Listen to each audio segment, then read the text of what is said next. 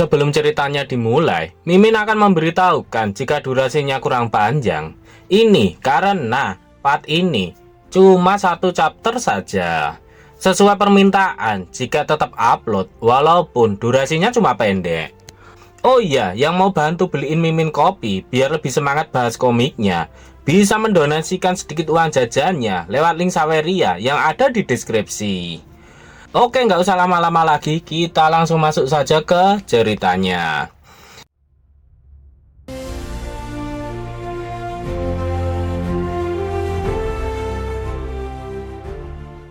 Lintian terkejut setelah membaca pesan sistem. Lintian berteriak-teriak sendiri dan membuat goblin lain bertanya-tanya apa yang sedang dilakukan oleh Lintian.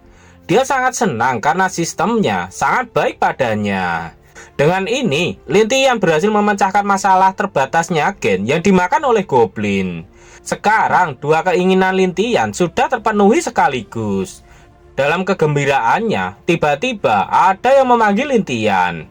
Itu adalah Yue dan Ivrea.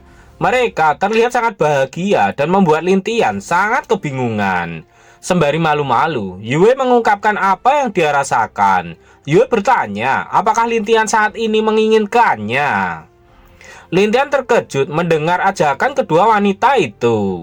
Dalam hatinya, Lintian berharap mereka bisa tenang sehari saja. Setiap hari, mereka terus mengajaknya ke sawah untuk bercocok tanam hingga tubuhnya hampir tak tahan lagi. Tiba-tiba ada salah satu goblin yang berlari dengan tergesa-gesa sembari memanggil-manggil nama Lintian. Dia melaporkan bahwa manusia itu menimbulkan masalah lagi dan mencuri dua senjata. Dengan wajah seriusnya, Lintian menyuruh goblin itu untuk membawanya ke sana. Mereka pun bergegas berjalan menuju ke tempat manusia yang dimaksud oleh goblin itu.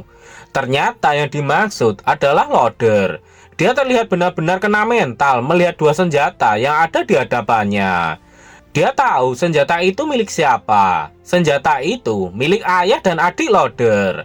Dia berteriak-teriak meminta maaf kepada ayah dan adiknya. Dia mengatakan jika semua ini adalah salahnya. Tak lama kemudian, Lintian datang. Loader pun langsung mengalihkan pandangannya ke arah Lintian.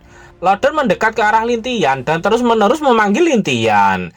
Dia memohon kepada Lintian agar dia diberitahukan bahwa sebenarnya ayah dan adiknya masih hidup, tidak seperti yang dia pikirkan.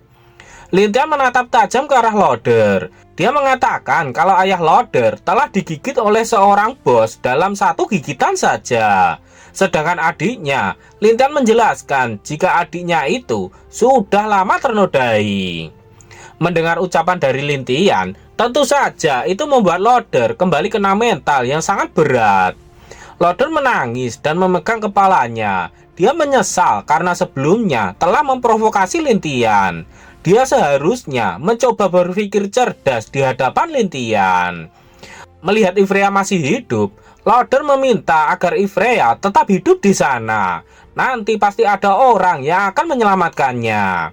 Kemudian Loader berlari sangat kencang. Begitu sampai di dinding gua, Loader langsung membenturkan kepalanya dengan sangat keras hingga kepalanya mengeluarkan cairan merah.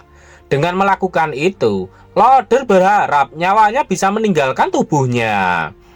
Setelah itu, tubuh Loader terjatuh lemas dengan sebagian tubuhnya masih menyandar di tembok. Kemudian, Lintian mendekat ke tubuh Loader yang sudah tak sadarkan diri. Dia mengeluarkan sesuatu di tangannya. Lintian menyesalkan perbuatan Loader. Padahal sebelumnya, dia sudah berhasil melalui banyak penyiksaan. Namun kenapa sekarang dia begitu bodoh dengan melakukan hal itu? Lintian ternyata mengeluarkan sebuah dagger. Dengan dagger itu, Lintian berniat mengurangi rasa sakit yang dialami oleh Loader. Padahal setelah sekian lama Loader bersama dengannya, kebencian Lintian terhadap Loader sedikit demi sedikit mulai menghilang. Dan akhirnya Lintian pun mempercepat kepergian Loader dari dunia ini. Panel berpindah di hutan makam besar. Setelah beberapa waktu berlari, Brutal Goblin pun akhirnya telah sampai di makam besar. Dia berhenti di depan sebuah gua yang sangat besar. Brutal Goblin memanggil seseorang dengan sebutan Tuan New. Brutal Goblin menyebutkan jika dia adalah pemimpin dari suku Beast King. Brutal Goblin bertanya apakah Tuan New ada di rumahnya. Tak lama kemudian muncul sosok yang tinggi besar keluar dari dalam gua yang besar itu. Begitu besarnya tubuh makhluk yang keluar itu, bahkan Brutal Goblin hanya seperti semut di hadapannya. Tuan New bertanya apa yang terjadi kepada Brutal Goblin. Brutal Goblin menjelaskan jika dia hanya ingin mengambil kembali apa yang menjadi miliknya dari para manusia itu, tapi mereka malah menghabisi seluruh sukunya. Tuan New bertanya-tanya benda apa yang dia sebutkan. Sembari mengeluarkan cincinnya, Brutal Goblin memberitahukan bahwa cincin itu adalah alat ajaib yang diciptakan oleh suku Togi, yang masuk ke dalam jenis setengah iblis dari Tuan New. Jadi mengembalikan barang itu kepada Tuan New adalah dianggap sebagai pengembalian kepada pemiliknya yang sah. Dengan cakar besarnya, Tuan New mengambil cincin itu. Tuan New melihat cincin itu dengan sangat seksama. Dia bertanya kepada Brutal Goblin apa yang akan dia lakukan. Brutal Goblin langsung mengatakan jika dia minta tolong untuk membantunya. Tapi Tuan New tak tahu apa yang akan dia bantu. Bukannya menolak, tapi Tuan New memiliki perjanjian dengan gereja ilahi untuk tidak menjejakkan kakinya di wilayah manusia. Tapi Tuan New akan membantu Brutal Goblin mendaftarkan pada sang raja. Dengan laporan dari Brutal Goblin itu, Tuan New tahu kalau sang raja pasti akan setuju. Lagi pula, Tuan New juga sudah lama tidak mencicipi daging manusia yang sangat lezat itu. Kembali ke suku Skyward. Beberapa hari kemudian, Lin Tian sedang melihat panel sistemnya. Dia sedang melihat statusnya saat ini. Lin Tian telah mencapai level 70 dengan gelar Dewa Penghujat dan Dewa Pencipta yang diberkati oleh Dewa. HP-nya saat ini 2000, Strength-nya 540, dan Defense-nya 710. Skill yang dia miliki adalah Aberrant Fusion, Blood of Decay. Equipment yang digunakan adalah Refine Armor, Refine Short Sword, Elemental Hand Crossbow, dan total kekuatannya adalah 3100. Lin Tian sedikit mengeluh. Setelah dia latihan beberapa hari, dia kurang lebih telah menguasai Blood of Decay. Meskipun levelnya naik, tapi kekuatan keseluruhan SWORD Scientist sekurang-kurangnya sekitar 4000. Masih ada selisih yang cukup besar.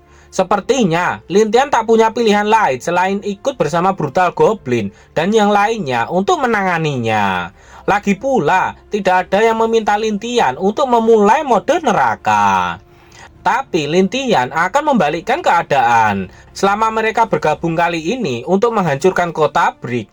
Dan dengan awal dungeon ini, Lin Tian dapat menciptakan seluruh pasukan dari spesies pahlawan. Lin Tian kali ini benar-benar menggunakan pikirannya dengan sangat keras hingga sakit kepalanya. Tiba-tiba, Goblin Slayer memanggil Lin Tian. Dia mengatakan kalau Brutal Goblin telah membawa kaumnya ke pintu masuk gua. Mereka di sana hanya menunggu Lin Tian untuk keluar. Lin Tian paham dan dia berjalan keluar. Tapi Lin Tian dihentikan oleh Goblin Slayer. Kemudian Goblin Slayer memeluk Lin Tian dari belakang. Dia mengatakan apakah Lin Tian memerlukan bantuannya dan yang lainnya untuk pergi ke kota Brick. Lin Tian menolaknya sebab ini adalah pertempuran melawan SWORD Scientist, orang terkuat di antara yang lainnya. Jika hal-hal tidak berjalan dengan baik, Lin Tian masih bisa melarikan diri, dan jika semuanya ikut, maka bebannya akan bertambah. Goblin Slayer mengatakan jika dia sudah memberikan perintah kepada Brutal Goblin untuk mematuhi perintah Lin Tian. Jadi, Goblin Slayer meminta agar Lin Tian tidak mengecewakannya. Goblin Slayer mengancam Lin Tian, jika Lin Tian mengecewakannya, maka dia akan mendapatkan hukuman keras dari Goblin Slayer. Lin Tian langsung menyingkirkan tubuh Goblin Slayer. Dia mengatakan jika tidak ada yang tahu siapa yang akan menghukum siapa, karena itu belum pasti. Kemudian Lin Tian berjalan keluar. Goblin Slayer tersenyum menatap kepergian Lin Tian. Apakah Lintian akan berhasil mengalahkan SWORD Scientist? Nantikan kelanjutannya di part berikutnya. Seminggu lagi.